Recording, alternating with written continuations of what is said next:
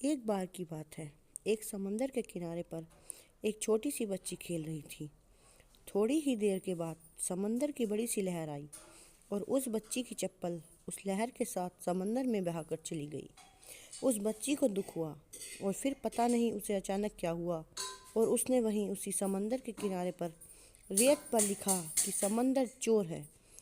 अब थोड़ी देर के बाद ही वही थोड़ी दूरी पर एक लड़का उसी समंदर में डूबकर मर गया। लड़के की माँ जब वहाँ आई तो वह रोने लगी और उसने भी रेत पर लिखा कि समंदर हत्यारा है।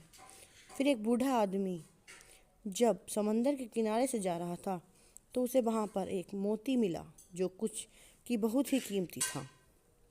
आदमी यह देखकर खुश हो गया और उसने रेत पर लिखा कि समंदर दयावान है। अब कुछ मछुआरे वहाँ पर आए और उन्होंने समंदर में जाल फेंककर और कुछ मछुआरों ने उसी किनारे पर बैठे बैठे बहुत सारी मछलियाँ पकड़ लीं।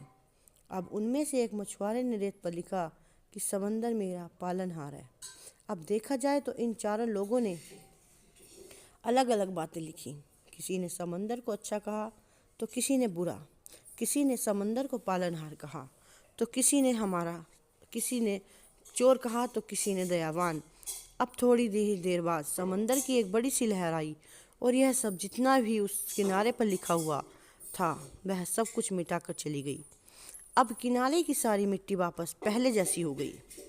तो इस छोटी सी कहानी से हमें सीख मिलती है कि भले ही लोग समंदर के बारे में कुछ भी कहें, समंदर अपनी ही लहरों में मस्त रहता है।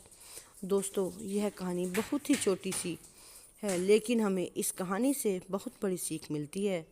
सेम इसी तरह हमारी ज़िंदगी में भी लोग हमें क्या बोलते हैं उसे न सोचकर हमें अपना काम अपने मन मुताबिक करना चाहिए।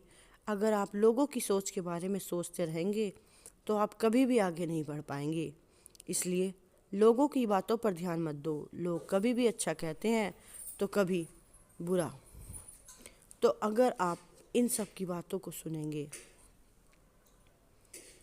हमारे चैनल को लाइक कीजिए, सब्सक्राइब कीजिए और ऐसी ही वीडियो को देखने के लिए आगे शेयर कीजिए। धन्यवाद।